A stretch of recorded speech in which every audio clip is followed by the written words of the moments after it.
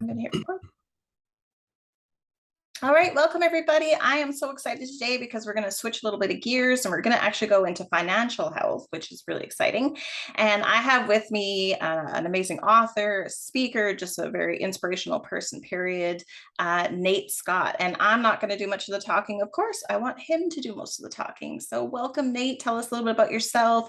Where do you live? What are you known for? And what are your areas of expertise? Well, hello, Chrissy. I'm so delighted to be here with you. Thank you for the opportunity to connect with you and your amazing audience. I am originally from a small town outside of Savannah, Georgia, and I grew up in Savannah with the idea that I wanted to play college basketball. And when my basketball scholarship fell through coming out of high school, I turned down my academic scholarships and enlisted in the Army. And within that time, as soon as I got to my unit, I immediately enrolled in college courses, continued to play sports.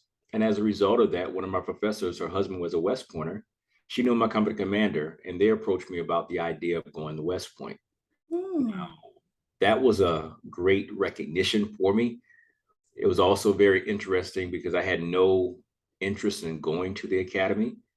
But as the opportunity was presented, I truly wanted to seize the day, carpe diem. And so I made a decision that they were going to help me with paperwork and saw something in me to encourage me to apply, that I would do my part to follow through with the opportunity.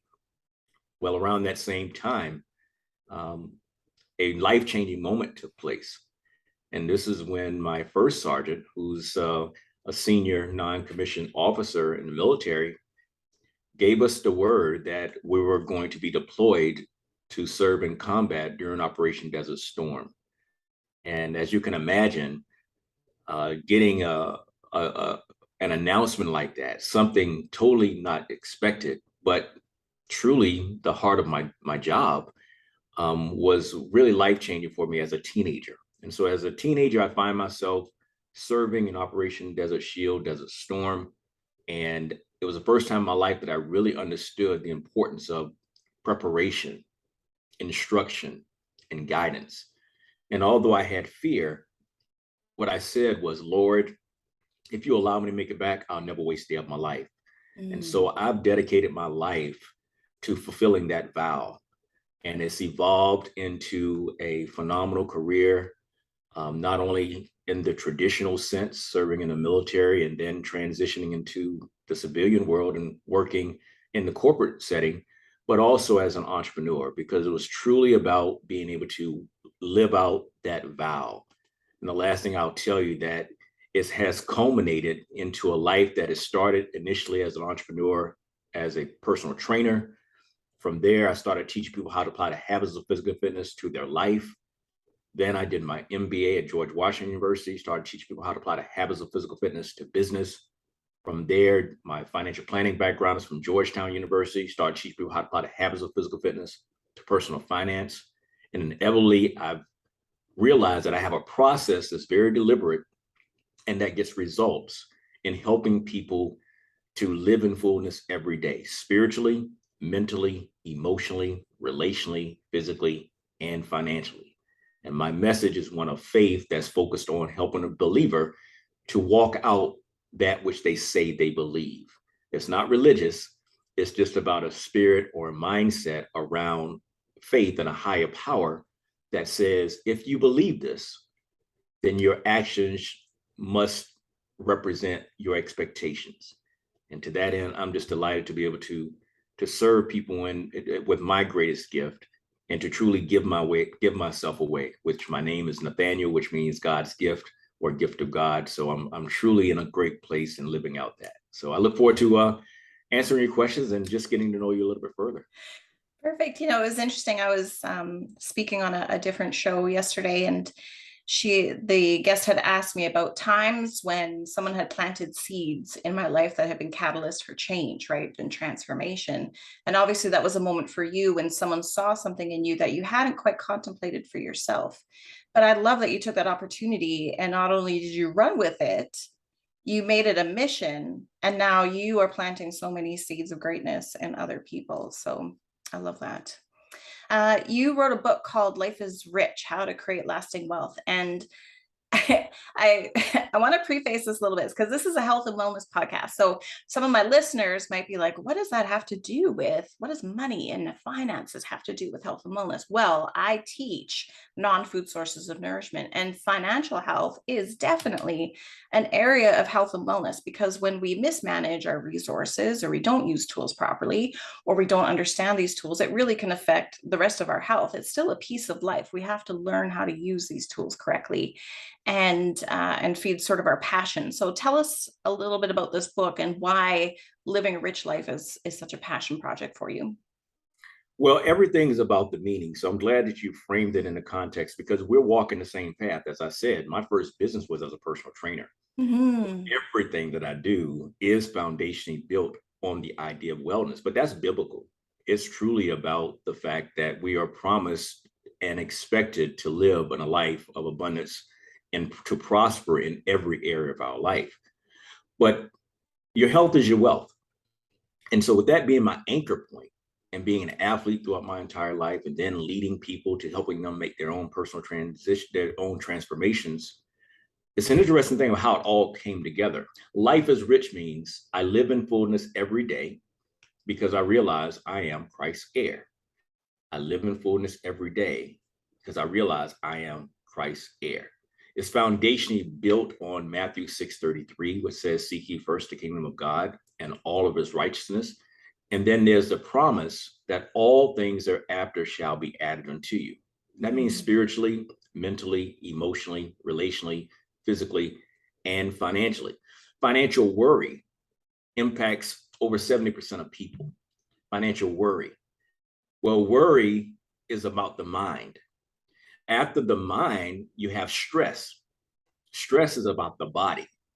And then after the stress in the body, the mind and the body, the last is anxiety. Anxiety is both the mind and the body. Anyone that is trying to live a full life, to be healthy, that is concerned about their finances, inevitably are going to be experiencing things that will counteract. The reality is that money does matter. And so I wrote Life is Rich, How to Create Lasting Wealth as a principle-centered, biblically based leadership program focused on personal growth and entrepreneurship. Leadership, because as a personal trainer, I know the importance of one leading oneself in order to make a true transformation. Mm-hmm. So leadership is the answer, and it impacts every area of our life. I wrote this book to address the fact that 77 million baby boomers are retiring and facing a cash flow danger. 66 out of 100 people age 65 earn less than $30,000 of retirement. 47% of people said they had a $400 emergency, they'd have to sell something or borrow money to address it. And 68% of people are living paycheck to paycheck. I wrote it because it's about how to think versus what to think, because that was the methodology in which I used in taking my soldiers into battle, knowing that if I got killed on the battlefield, the mission still has to take place. So it's a Socratic method of teaching. I excel at teaching people how to think versus what to think. Every chapter begins with scripture, but then I say, so what? How do you take God's word and apply it on a daily basis? Mm-hmm. When it all comes together, it's not about money, it's about wealth. Wealth is about time. How do you get your time so that you can truly enjoy a stress-free life? How do you get your time so that you can truly enjoy those things that you must do in order to be healthy? How do you do that if you don't have the money in place? So I address the cash flow danger versus about net worth and investing for the long term. I'm looking at it from the vantage point of how do I take a person and help them to prevent or overcome financial worry? And I do that by giving them a game plan that's based upon preparation, guidance, and instruction in order to create the cash flow that will allow them to sustain life, whether or not they're working a full-time job currently, or if they've transitioned into a next season of their life. But it's really in place so that people that are going through life transitions, and primarily women, be it divorce or outliving a spouse, or maybe taking care of adult children or their parents, or just entering to the workforce and facing a wage gap. All those are the types of issues that I label as cash flow dangers that no one is talking about, because we get roped into this idea of putting away money, but not really understanding that cash flow is a thing that we're going to need in order to sustain ourselves, whether or not it's up or down economy. And the timing of it couldn't be more pressing than now. So maybe can you expand a little bit on that? So cash flow versus putting away, because a lot of people I know are saving, but they're still sort of broke day to day to day. So can you explain what you mean by creating cash flow? Yeah, so you have two income statements. You have an income statement and you have a balance sheet. Mm-hmm. When you look at the income statement, you're looking at income and expenses. And if you know of a book called Rich Dad Poor Dad by Robert Kiyosaki, he speaks about the different flow of money of the poor, the middle class, and the wealthy. I saw this back in 2001 and it forever changed my life in this diagram, because it caught me at a time in which I was transitioning from the military. And after reading the book, 90 days after reading it, I went out and acquired over $1 million in assets in 90 days. It's what laid the foundation for my first million at 32. And so this diagram is simply this. It goes, the cash flow for the poor is income to expenses, then out the window. Income, expenses, out the window. So you have people living paycheck to paycheck. That's what that looks like when you look at it visually. The income of the middle class, people think they are in better position because they have things such as the car, they have the home, they have the college degree. But what they really have are things that have been financed. So you have income to liability. Liabilities are your loans. Income to liability. Every liability has a monthly expense. So the flow of money for the middle class is income to liability to expenses, then out the window. Income, liability, expenses, out the window. That cycle right there is what most of the population faces. And what that happens is then as things happen, such as inflation or job loss or market downfall, it really starts to pinch, because now people are looking to try to save, but you can't save your way out of your financial circumstance. It's a matter of debt. If you're trying to save and you are facing rising inflation, then what's happening is your money is actually going backwards. And so you're not actually talking about, you're saving and getting less in savings than the inflation rate going up. And that's the part that most people just are not aware of, because as a society, we're financially illiterate. The income statement for the flow of money for the wealthy is quite different. And this is where the whole idea of cash flow versus putting away money for the long term is income to asset, to create more income, to create more assets, to create more income. The asset is that thing which makes you money.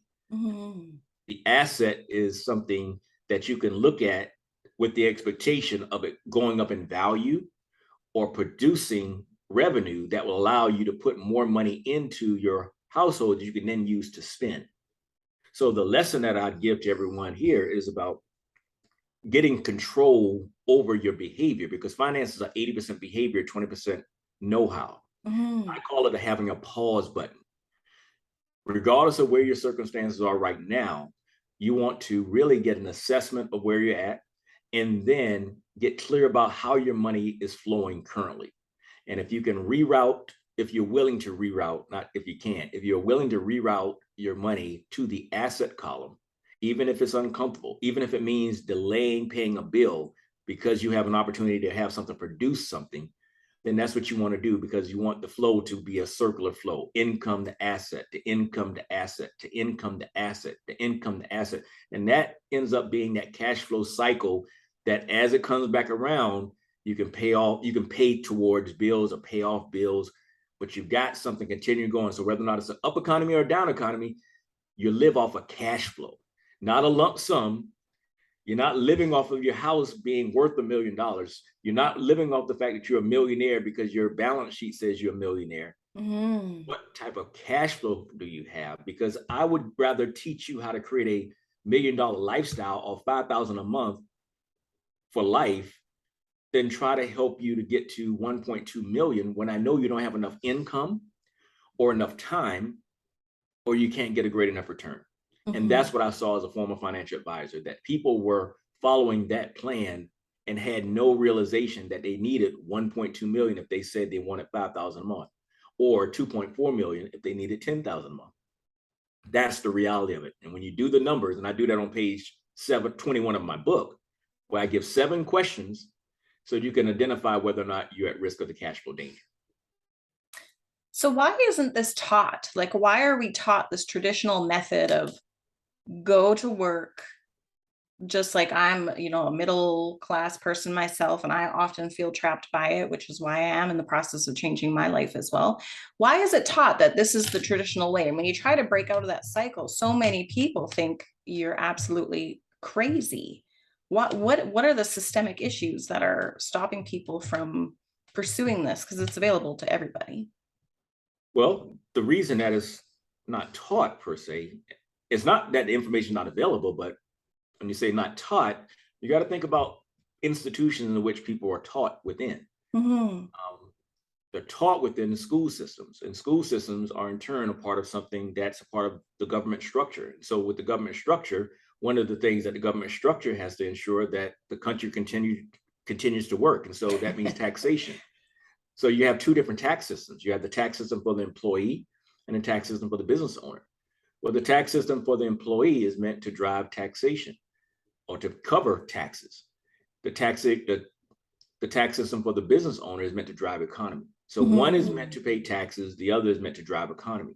It's available to everyone, but the reality of it is that the institutions are put in place in order to produce those persons who are more inclined to be a part of the infrastructure to pay taxes.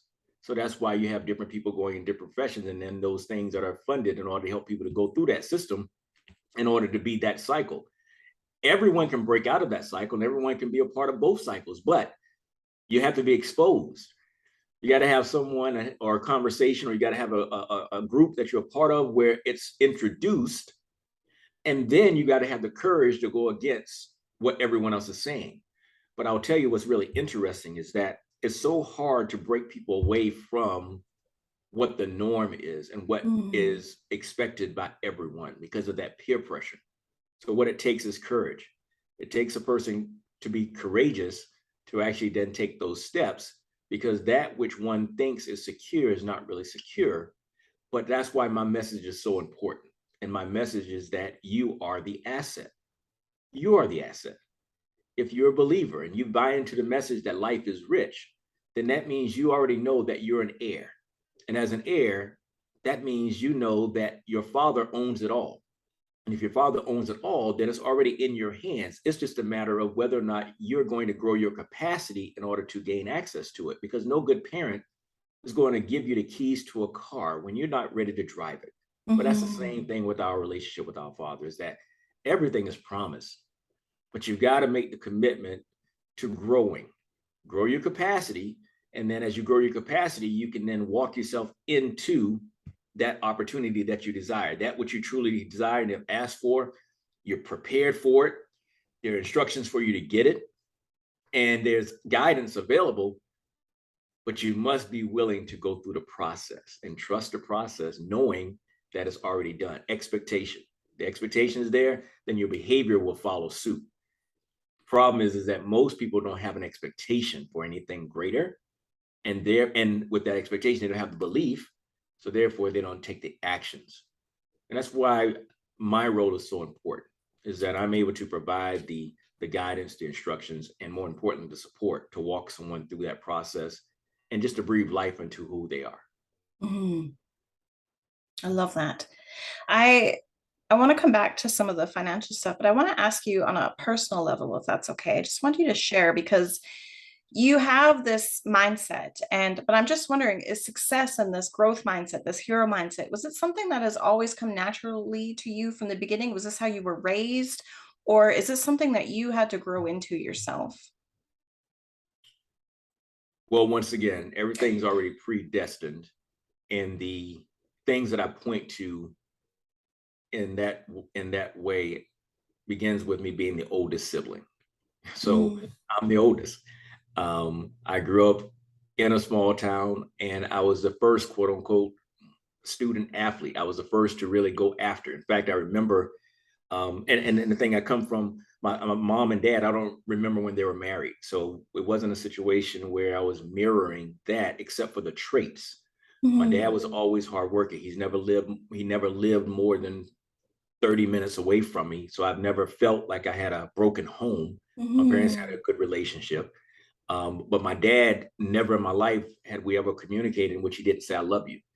I love that. I come from a lineage of fathers where my dad was raised by his dad because their mom left, but my dad and his brothers were raised by my grandfather. And so I was able to see that relationship. And so I come from a spiritual based family. I love with my grandparents and being raised with an understanding and appreciation for God and faith. Um, all those things I point to as my basis. I played quarterback in football, point guard in basketball. Um, I was always proactive about my studies. In fact, I remember, I guess I had a behavior issue, and my teacher one day says, "If you don't straighten up, you're not going to be able to go to algebra." Now here I am, I'm an eighth grader,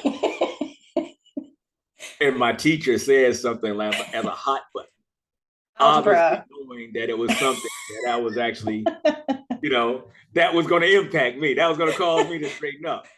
And so, so I think about things like that. I'm like, um, that was a part of me. I was best dressed, considered best dressed in high school or something like that. So the bottom line is, I look at all those types of things in my life as Mhm. anchored. I started thinking about financial independence as a 10th grader in high school, and I did that because I saw my dad work really, really hard and swing shifts, so night or day.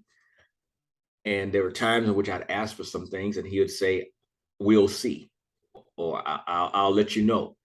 Because, of course, that meant he had to look at whether or not that was something that was within the budget. It was financially able. And my dad would never make me a promise in which there was a possibility that there was not, that it wouldn't come through.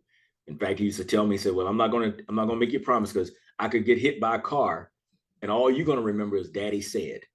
In other words, there's no excuse for the follow through because inevitably you're going to still hold on to that which was expected. Mhm. It's the type of things like that are part of my fiber. My daddy always talk about, there are consequences. Whatever you do, it's your decision. Do whatever you want to do, but you got to live with the consequences. Yes. And so all those things lay the foundation for the right mindset of responsibility, and and you couple that with being an athlete and pursuing things and being able to learn to fight against resistance and going against opposition in order to try to get to a goal. But then the life changing moment came when I got introduced to personal growth and development and entrepreneurship the week that I graduated from West Point. Mm. See, I never knew about picking up books and going to seminars and being around successful people. Yeah. So I walked into a room full of happy people. It And was a little uncomfortable at first. I remember the first time I walked into a room full of happy people, I'm like, what are they on? Like, so I walked into a room full of happy people and I'm like, huh. And I absorbed all of it. I was good not for drawn into you. the opportunity. But for me, I never knew about picking up books and going to Mhm. seminars and being around successful people. And so as I've spoken around the world since 96, I've told people, take over my West Point degree, engineering and sociology, take over my MBA from George Washington University, take over my financial planning background from Georgetown University. When I learned to pick up books and go to seminars and be around successful people, that's what laid the foundation for everything else I've done in my life. And so that's the message that I take forth, and I try to leverage my professional background to share that message so that a person can understand that when I look at everything, the weight, the place that I put the most weight is accessible to everyone because it's not predicated on you going to school and getting a degree. No, you're the asset. I want to know what you want so I can then give you the proper recommendation of the proper route to take. And and that's the essence of how I evolved. And so I've been intentional about personal growth and development now since 1996.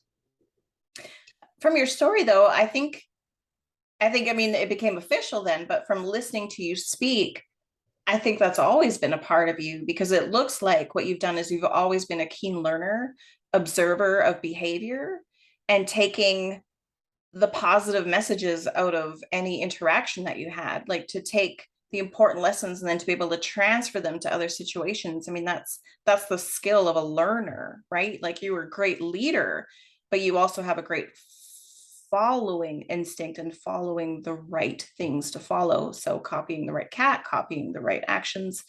So I think that's pretty incredible. What I would love to know, other than your own book, what book have you read that has impacted your life the most? What really made a difference for Nate Scott?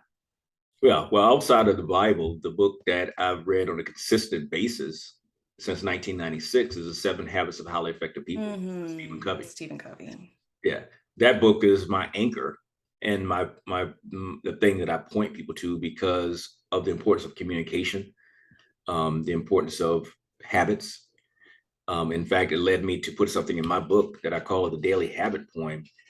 And if I may, I'll share it with you. Yeah, please do. Yeah, this is important because I think that if you really listen to this here can be life-changing. And it says, I'm your constant companion. I'm your greatest helper or heaviest burden. I will push you onward or drag you down to failure. I'm completely at your command. Half of the things you do, you might as well turn over to me, and I will do them quickly and correctly. I'm easily managed. You must be firm with me. Show me exactly how you want something done, and after a few lessons, I will do it automatically.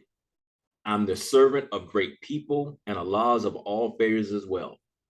Those who are great, I have made great. Those who are failures, I have made failures. I'm not a machine, though. I work the precision of a machine plus the intelligence of a person. You may run me for profit or run me for ruin. It makes no difference to me. Take me, train me, be firm with me, and I will place the world at your feet. Be easy with me, and I will destroy you. Who am I? I am habit. I love that. That's true. We are accumulation of what we do every day. And Stephen Covey is his whole book. I mean, the whole point of that book is action over words, right? It's not what people say, it is actually what they put into practice. Mm-hmm. That's the seven habits, right? They're actionable items.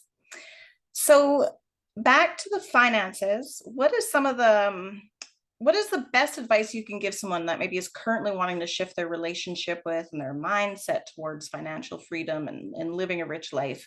How to gain that belief in themselves? Where would they start? And it's not, go back to the acronym, Life is Rich. My starting point, in order for me to really put a person in the best position to win, is to emphasize the importance of one's foundation. I do an exercise where I have people to draw a pyramid, and I say, I want you to organize these different elements based upon what you think is an optimal structure. So I will say you have 6 aspects of your life. You have physical, mental, emotional, relational, financial, emotional, spiritual, mental, emotional, relational, physical, financial. With those, place them in the order that you think would represent your optimal life. When people do that, it gives me an opportunity to kind of see where they're currently at and to quickly identify where they're out of balance or where things are out of order. If a person ends up telling me that their foundation is financial, well, then I can talk through, okay, well, let's think about the implications of that and what things you're going to experience if that's really your foundation. Same thing with mental or financial or spiritual. So what I do is I start there. I say the foundation is spiritual, because from there, that's going to give you your sense of belief. That's going to give you where your anchor is at.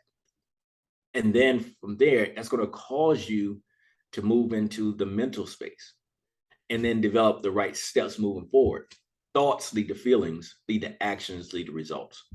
So once I get you started on the understanding of your spiritual basis, I can then say, oh, now let's go with your mental state, because you're now going to think and grow rich, which is another book that I recommend. You want to think about what you really desire. Go back to Covey, begin with the end in mind.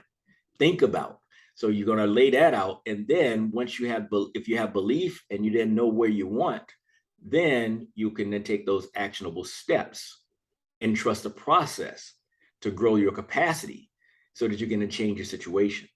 The shortcut to that is mentorship, coaching, having someone that can actually help to walk you through that process.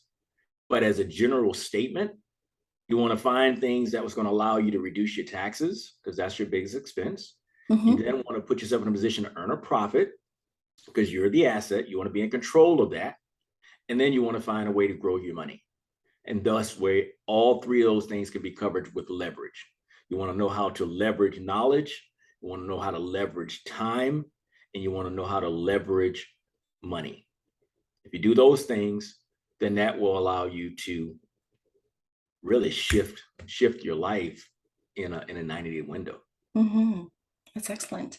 So what does a wealthy day look like for Nate? So tell me something like when you're living your greatest day ever. What are some of your greatest days? What are you doing? What are you enjoying? What are you spending time, money on? Yeah, it's truly a blessing in that I quote unquote financially retired at 32, which meant that I walked away from a traditional workplace because I had to be there, and picked up and moved to Jacksonville, Florida, sight unseen, when my daughter was born. Because that was my why. My whole driver was that if I ever had a family, I wanted to be around. That's what drove me to get out of the military, is that I didn't want to be back in combat and be thinking about someone else thinking about me. I was fine with me being fully committed as an infantry officer and ranger, but I didn't want to be in a situation doing my job and then thinking about people thinking about me back in the civilian world. And so that's the impact that 19-year-old experience had on me. And so I always was working always to the financial end to be that dad that was around. And so 2004, I had my daughter Nadia, and I looked at my numbers and realized that financially I was in a position that I had enough passive income coming in that I didn't have to stay in that job in order to continue on. So I was able to leave a great job, move to Jacksonville, Florida, get near Savannah, which is home, and get near the water, which is what I wanted because I'm an introvert naturally, and that's where I charge. So a perfect day for me begins with me getting up and going down and walking down to the beach, or going to the beach and just being there. I enjoy being able to, wake up and go for walks with my amazing wife, Andrea C. Scott, and the relationship that we have, and the blessing of having someone that I can truly do life with because of a common respect for one another. And I love experiencing just people. Last week is a real example of how fluid my life is. I had an opportunity to go to Phoenix, Arizona to finish up a year-long coaching program that I was a part of. And I wasn't sure if I was going to go. Wasn't leaning into going. And so there was a football game coming up in Jacksonville, Florida. It was a game that I'm like, wow, this is here. Let me go ahead and get these tickets. So I bought tickets on Wednesday to go to this football game. Went on my morning walk, even saw the billboard where it was showing, hey, the game this weekend. But I called a buddy of mine and we talked, and I said, you know what? I got this opportunity, but I know I should be going to my coaching program. It's the culmination event. It's the physical event. And I'm like, So I made a decision to go. I sold my game tickets, bought the flight and hotel, went out to Phoenix, participated in that speak off, came a semifinalist, 225 participants, first round, 75 people go to the first round, 30 people go to the semifinals. I'm one of those that will be going to the semifinals for this pilot TV show, The Great American Speak Off. And from there, I met some people, but one particular person, very successful. We really hit it off, learned that she was going to be speaking in Florida. She told me about a women's event. My audience are women. We were at an event talking about winning stages. So it was another opportunity that was presented where I'm like, do I want to do something like that? It's 3.5 hours away, yada, yada. Made a decision, to actually just drive, no plan except for just being in the space. Drove down there, hung out in the hotel lobby, sat at the bar, talked to a few people, made a few contacts. The next day, Tuesday night, they had a gala. So I left the hotel, went back to the place I was actually staying at. And as I drove up, there was a pink Cadillac. I took a picture of the Cadillac. I went ahead and parked, went back over to the conference center, spoke to the person who was hosting the meeting, and met another lady who was walking in and found out she was a business person, shared a little bit about me. She asked to exchange contact information. We in turn did that. I went back to my room, was in there, was like, why am I staying here by myself? There's something going on. This is not serving me. Went back over to the conference room. As soon as I walked into the room, someone recognized me. She was speaking and she stopped and was like, hey. I'm like, who is this? Well, come to find out, when they asked me to speak, this person actually has my book. Oh. She actually has spoken to me. I'm in a city that I've never been to before. I speak in a room of 14 women, my ideal audience, women entrepreneurs, and 10 of them got my book without me making a call to action, but only because of me sharing the message. And so, Chrissy, I'll tell you, the things that drive me, that just give me joy, are the opportunity to, like I said, those beach walks, my wife, my children, and the opportunity to make impact. I'm truly living out the message that life is rich, to live in fullness every day, because I realize I'm Christ there. So I wake up with an expectation that all I've got to do is bring myself to each day and just be open to the moment. Carpe diem, seize the day. I love that. And then having the freedom to act on those opportunities. It's incredible. Thank you for sharing that.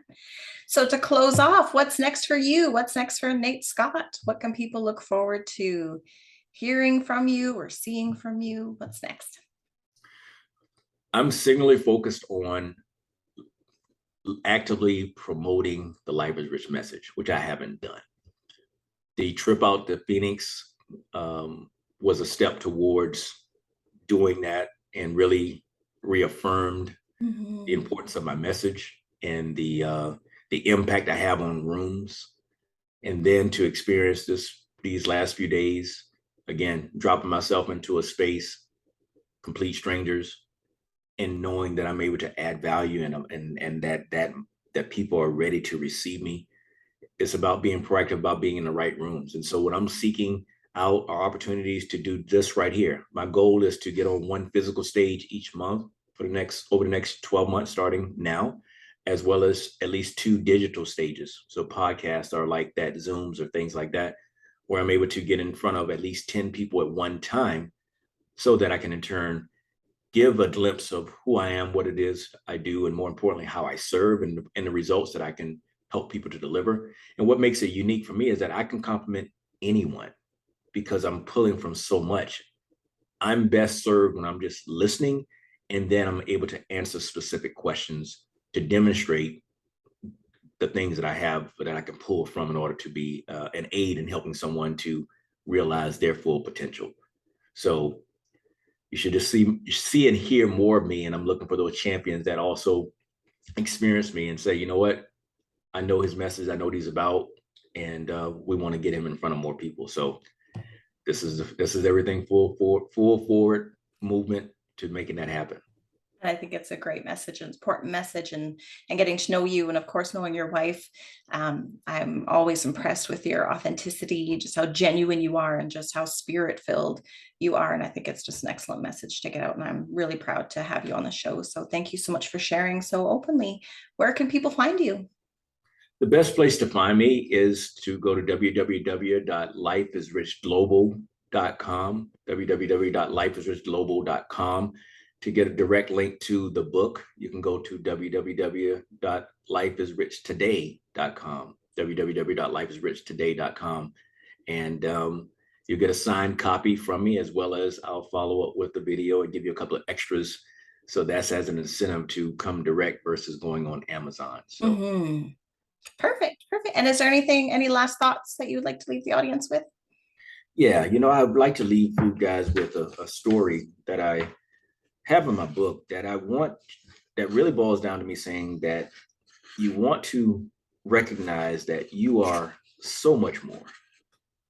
You're so much more than you may actually realize and even believe. And I like to share the story about Michael Downing. You see, Michael Downing was asked to go to Germany to speak to a group of wounded soldiers. Michael made the trip to Germany, and as he walked in the room, he saw soldiers who had been shot. There were amputees whose eyes told him they had lost all hope, and he was empathized with them. Michael was a successful businessman. He actually was the president of a very successful bank. As he looked at these soldiers, he started his speech by saying this: I want you to know that anything is possible. I hope that you dream big dreams because you have a bright future ahead of you and the potential to achieve anything you desire. The soldiers weren't in good spirits. They began to boo him, and the booing got so severe that Michael stopped and sat down. He reached down and removed his prosthetic right leg. Then he removed his prosthetic left leg. Then he removed his right arm, and he took off his left hand. You see, what the soldiers didn't know was that when Michael was 14 years old, he fell from the back of a wagon in a snowstorm. By the time his parents realized he was missing and came back to get him, he had severe frostbite, requiring the amputation of both legs, his right arm at the shoulder and his left hand at the wrist. He empathized with the soldiers because he knew what they were going through. He had lost all hope in his life before. And sitting there, a stump of a man, he started his speech over again by saying, I want you to know that anything is possible. I hope that you dream big dreams because you have a bright future ahead of you and the potential to achieve anything you desire. Now, I have to imagine that was the greatest speech ever given. Michael's message is what I want to leave with you. Anything is possible. I hope that you dream big dreams because you have a bright future ahead of you and the potential to achieve anything you desire. That's perfect. I'm not even going to add anything because it's perfect just as it is. Thank you so much, Nate.